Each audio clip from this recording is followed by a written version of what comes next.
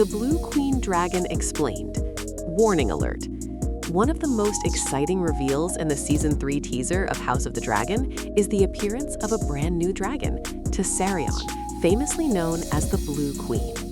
For longtime book readers, this moment has been a long time coming, and for show-only viewers, Tessarion may quickly become one of the most visually striking and dangerous dragons in the entire series. So who is Tessarion? Who rides her? And why does her arrival change the war completely? Let's break it down. Tessarion is a young but fully battle-capable dragon, smaller than Vhagar but faster, more agile, and incredibly lethal. What makes her instantly recognizable is her deep cobalt-blue coloring, with bright blue flames that set her apart from every other dragon in the sky. This is not symbolism, this is dominance. Tessarion is ridden by Prince Daeron Targaryen, the youngest son of King Viserys and Alicent Hightower, a character who has been deliberately kept off screen until now. Season 3 marks Daeron's official entry into the war, and he does not arrive quietly. In Fire and Blood, Daeron is described as courteous, intelligent, and far more disciplined than his brothers. But do not mistake kindness for weakness. When Daeron takes to the sky on Tessarion, he becomes one of the Green's most effective weapons.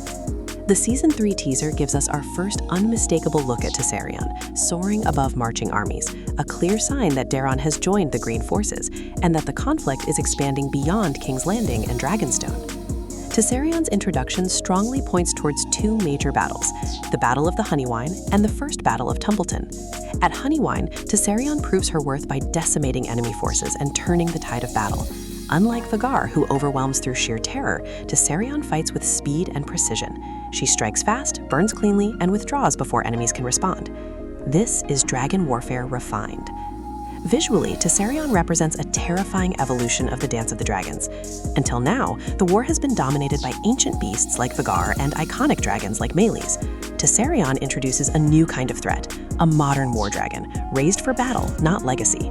Her blue flames are especially important. They suggest extreme heat, intensity, and destructive efficiency. When Tessarion attacks, there is no spectacle, only devastation. The teaser also shows Lord Ormond Hightower leading his army alongside Tessarion. This confirms that the Hightowers are fully mobilized, and the Greens are no longer relying solely on King's Landing for power.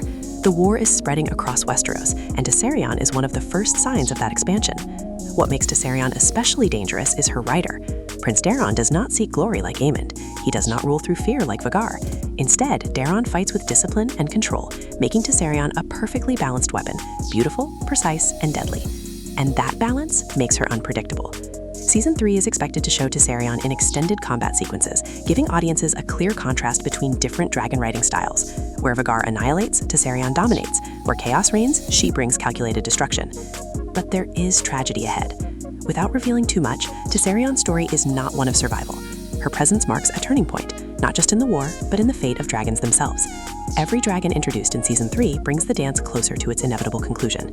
Tessarion is not just a new dragon. She is a warning, a signal that the war has escalated beyond recovery. When the Blue Queen takes flight, Westeros does not cheer, it burns. And as Season 3 unfolds, Tessarion will prove that sometimes the most beautiful dragons leave the deepest scars.